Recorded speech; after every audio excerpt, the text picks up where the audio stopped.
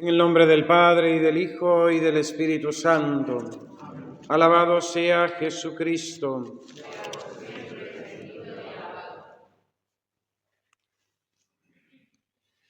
El apóstol San Pablo, en su carta a los tesalonicenses, en su segunda carta a los tesalonicenses, exhorta a los cristianos a no alarmarse ni a dejarse alterar por los que hablaban de la inminencia del final de los tiempos y de la venida de nuestro Señor Jesucristo en majestad, basados quizás en apariciones, profecías antiguas y nuevas, incluso en supuestas cartas del apóstol. Que nadie os engañe, dice el apóstol, que nadie os engañe de ninguna manera. Y a continuación anuncia que la venida del Señor en majestad será precedida por la apostasía y la manifestación del impío, del hijo de la perdición, del adversario, que se pone por encima de Dios y llega a proclamarse a sí mismo Dios. Por lo que podemos suponer que habrá un momento en la historia en que un hombre o la misma humanidad querrá ocupar el lugar de Dios. A lo largo de estos 2000 años de historia de la Iglesia ha habido acontecimientos donde esta usurpación del lugar de Dios se ha podido ver. Recordemos, por ejemplo, cuando en el siglo II, después de la destrucción del Templo de Jerusalén, en la misma explanada se mandan construir diferentes y numerosos templos a las divinidades paganas del Imperio Romano. O cuando en la Revolución Francesa se consagre por parte de los ilustrados, asesinos crueles, iluminados y masones, la Catedral de Notre-Dame de París a la diosa Razón. Cuentan que este culto a la diosa Razón comenzó en la zona de Lyon y centro de Francia, con procesiones y ceremonias carnavalescas y anticatólicas, hasta llegar a la ciudad de París, capital del reino, donde el día 10 de noviembre del año 1793 Robespierre entronizó a la diosa Razón en el altar mayor de la catedral. Tristemente, esta catedral de Notre-Dame ha vuelto a ser noticia por su reapertura en estos días tras el incendio ocurrido hace unos años y, lamentablemente, por parte de la misma jerarquía, ha quedado patente el feísmo, la chabacanería, el mal gusto e incluso la misma burla de lo sagrado y de la religión. Esperemos que haya sido de forma inconsciente, porque no intenciones ocultas que parecen bien manifiestas de sectas de iluminados y sincretistas. El hombre impío, el hombre de la perdición, el hijo de la iniquidad, ha sido visto también en algunos personajes históricos, como Nerón en las persecuciones de los cristianos, como Hitler y Stalin en los tiempos más modernos, entre otros, o incluso también en situaciones de violencia y destrucción, como aquellas que ocurrieron en la ciudad de Roma con la invasión de los bárbaros, o en la cristiandad de la Edad Media, cuando venían las tropas musulmanas a acabar con el mundo occidental. A mi pobre parecer, esta usurpación del lugar de Dios es el primer pecado de nuestros primeros padres, Adán y Eva, que queriendo ser como Dios, tomaron del fruto prohibido, desobedecieron el primer mandamiento, se rebelaron contra Dios. Tentación permanente en el hombre y en la humanidad, que a partir del humanismo renacentista del siglo XVI ha ido acrecentándose más y más hasta nuestros días. Pues no es usurpar el lugar de Dios, querer ordenar la vida social, económica y política al margen de aquel que es el autor de todo lo creado y nos ha dado su ley. No es usurpar el lugar de Dios, proclamar los derechos del hombre al margen de su Creador y Señor, fuente de toda justicia y todo derecho, hablar de fraternidad humana sin citar a aquel que es el Padre de los hermanos. No es usurpar el lugar de Dios, asesinar cruelmente a los niños en el vientre materno, mediante el aborto y asesinar y ayudar a suicidar a mayores y a enfermos que no quieren sufrir, es decir, que no quieren aceptar la vida que Dios les da y son un gasto tremendo para la sociedad. No es usurpar el lugar de Dios, el romper la naturaleza indisoluble del matrimonio, declararlo un derecho y manifestarlo como una señal de modernidad y libertad. No es usurpar el lugar de Dios, mis queridos hermanos, el querer mediante leyes y cirugías estéticas y tratamientos cambiar la naturaleza de la persona, de quien es varón en mujer y a la inversa.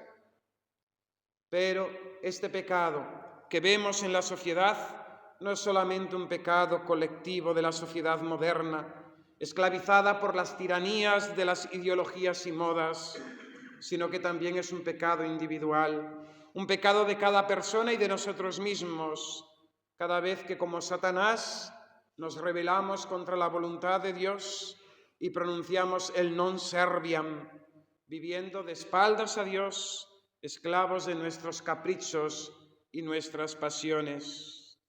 Pecado, el de la usurpación de Dios, que no es ajeno tampoco a los clérigos y a los prelados de la Iglesia, cuando en su soberbia se creen dueños de las almas y cegados por el pecado, pretenden cambiar el Evangelio de Jesucristo por sus ocurrencias, la doctrina perenne y el dogma católico por sus mundanidades, el culto a Dios, el verdadero culto a Dios, por el culto al hombre y a la llamada Madre Tierra.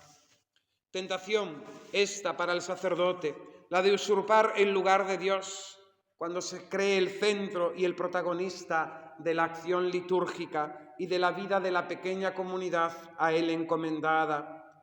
Tentación del sacerdote cuando usa de su ministerio sacerdotal para beneficio de sus propios intereses. Y ante esta tentación de usurpar a Dios, hoy la Iglesia nos presenta en medio de este Adviento al humilde Juan el Bautista, al que se reconoce siervo ante su Señor, al que sabe que es la voz, pero no la palabra de vida. Yo soy la voz que clama en el desierto, preparad un camino al Señor, allanad sus sendas. Juan, parafraseando al apóstol San Pablo, al apóstol de los gentiles, no se predica a sí mismo, sino que predica a Jesucristo y este crucificado, pues él señala en medio de la multitud a aquel que es el Cordero Divino, el Cordero de Dios que quita el pecado del mundo, al que se ofrecerá en sacrificio en la cruz para el perdón de los pecados. Y nosotros nuevamente estamos llamados a poner a Cristo nuestro Señor en el centro de nuestras vidas. Jesucristo es la luz del mundo, Él es la vida de los hombres. Jesucristo es el camino, la verdad y la vida. Jesucristo es la unión y el mediador entre el cielo y la tierra. Jesucristo es nuestro Redentor, Él es nuestro Maestro, es nuestro abogado. Jesucristo nuestro único modelo, Jesucristo nuestro médico divino, Jesucristo nuestro hermano, Jesucristo nuestro amigo, Jesucristo nuestro consuelo y nuestra gloria. Él es el pontífice y sacerdote de la nueva alianza, la víctima ofrecida por nuestros pecados. Él, Jesucristo, es el buen pastor que nos guía y nos hace entrar por la puerta, la piedra angular, donde hemos de fundamentar nuestra vida personal y social en todos sus aspectos. Jesucristo es nuestra felicidad, nuestro premio, nuestra corona.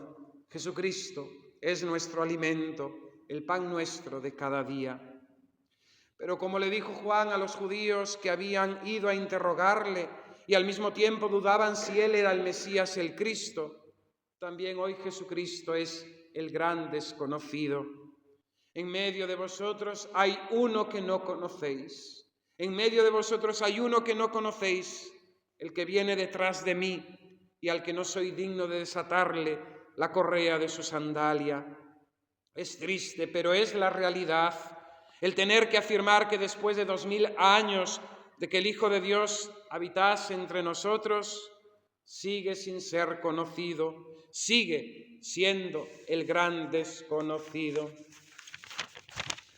Al leer los santos evangelios, vemos como unos y otros se preguntan e interrogan acerca de la identidad de Jesucristo. ¿Quién es este? Es la pregunta constante que se va hilando en el desarrollo de los evangelios.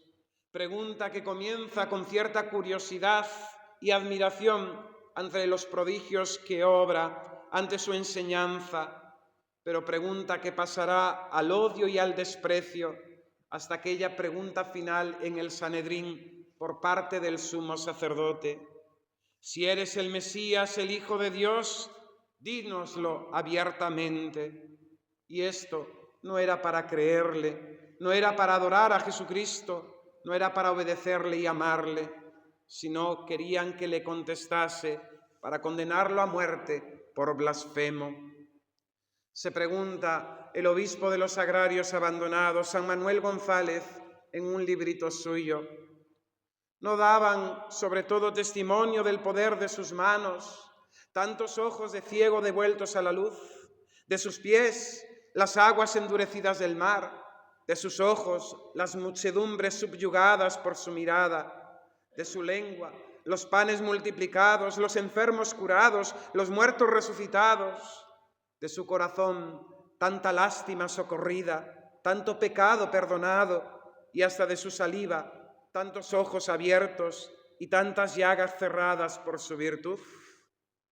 3 años de predicación, 3 años de milagros, 3 años de resplandores de santidad, de contacto ininterrumpido con las gentes, no han sido suficientes para que Jesucristo sea conocido. Y sin embargo, pasó como desconocido y sigue siendo desconocido por muchos, incluso de los que son sus hijos, de los cristianos, de los bautizados y miembros de su iglesia. Al mismo Cristo le podemos aplicar aquellas palabras del apóstol en su apología. Pasamos como desconocidos, siendo conocidos por todos, como impostores, siendo en cambio veraces. ¿Y por qué digo que Jesús no es conocido? Porque, como decía San Agustín, es imposible conocerle y no amarle, es imposible amarle y no seguirle. Pero hoy con San Francisco de Asís también nosotros tenemos que testificar, queriendo despertar nuestra conciencia dormida, o peor, entenebrecida, la de nuestros prójimos y la de nuestra sociedad, que el amor no es amado. Despertad, el amor no es amado. Salid de vuestras tinieblas, el amor no es amado. Porque el que ama guarda mis mandamientos, dice Jesús en el Evangelio. Hoy la Iglesia reza así en su oración colecta. Inclina, Señor, tu oído a nuestras oraciones e ilumina nuestra inteligencia, líbrala de las tinieblas, para que podamos alegrarnos con tu venida. Sí, Señor, ilumina nuestra inteligencia y enciende nuestro corazón en ansias de conocerte y amarte, a ti que hoy estás cerca de nosotros. Ilumina, Señor, nuestras inteligencias para conocerte cada día más. Mueve nuestra voluntad para amarte mejor. ¿Y cómo no vamos a amar a quien trae la salvación, el perdón de los pecados, la gracia y la amistad con Dios Padre? ¿Cómo no vamos a amar, mis queridos hermanos, a aquel que por nosotros murió y por nosotros y a nosotros nos da todos sus dones, los dones que Dios nos da, dones de naturaleza, de gracia y de gloria? ¿Cómo no vamos a amar a Jesucristo, aquel por el cual Dios nos conserva la vida, nos sostiene y nos da el ser? ¿Cómo no vamos a amar a Jesucristo, a aquel que es nuestro abogado, que nos libra de la ira divina y pacientemente nos espera y nos busca, nos sufre y nos soporta para que vayamos a Él y nos salvemos? ¿Cómo no vamos a amar a Jesucristo, aquel de quien nos vienen todas las luces, todos los consejos, las inspiraciones, los pensamientos santos y los piadosos deseos. ¿Cómo no vamos a amar a Jesucristo, que nos da el coraje en los peligros, la fuerza en las tentaciones, la fortaleza en los sufrimientos, la paciencia en las contrariedades, la perseverancia en el bien? ¿Cómo no vamos a amar a Jesucristo, a aquel en quien hemos sido enriquecidos en todo? Si todo lo tenemos en Jesús, todo lo podemos en Él, todo lo esperamos de Él, todo nos viene de Él. Si Él se ha hecho todo de nosotros y nos ha amado hasta el extremo. Pero quizás podamos preguntarnos, sí, yo le amo, pero mi amor es pequeño, es frágil, débil, insuficiente. ¿Cómo amar a un Dios? Él quiere nuestro amor, por pequeño que sea, pero lo quiere todo. Como dice San Francisco de Sales, el amor de Dios no soporta rival. Allí donde hay otros amores, Él se va, Él desaparece. Él nos ha dado su mismo amor, el Espíritu Santo derramado en nuestros corazones, para que podamos amarle de verdad. El Señor está cerca, nos exhorta el apóstol, lo hemos repetido en el introito y en la epístola de la misa, exhortándonos a una santa alegría. El Señor está cerca, está en su iglesia, en sus sacramentos, en las sagradas escrituras, en la oración lo encontramos y en el rostro desfigurado de nuestros prójimos. El Señor está cerca. Acerquémonos pues nosotros a Él, conozcámoslo y del conocimiento brotará el amor. Resolvámonos a amarle con todo nuestro corazón y con toda nuestra alma, pues cuanto más lo conozcamos, más lo amaremos. Amemos a su iglesia y a sus pastores y amaremos a Jesucristo. Amemos la Sagrada Escritura, leámosla y meditémosla y amaremos a Jesucristo. Frecuentemos los sacramentos, la confesión y la Sagrada Comunión y amaremos a Jesucristo. Hagamos más oración y amaremos mejor a Jesucristo. Crezcamos en obras de misericordia para con nuestros prójimos y amaremos más a Jesucristo. El Señor se nos manifestará cada vez más y nuestro amor se inflamará. Dijo una vez Jesús a Santa Teresa: Teresa, ¿sabes qué es amarme de verdad? Entender que todo es mentira, lo que no es agradable a mí. Que así sea. En el nombre del Padre, y del Hijo, y del Espíritu Santo. Amén.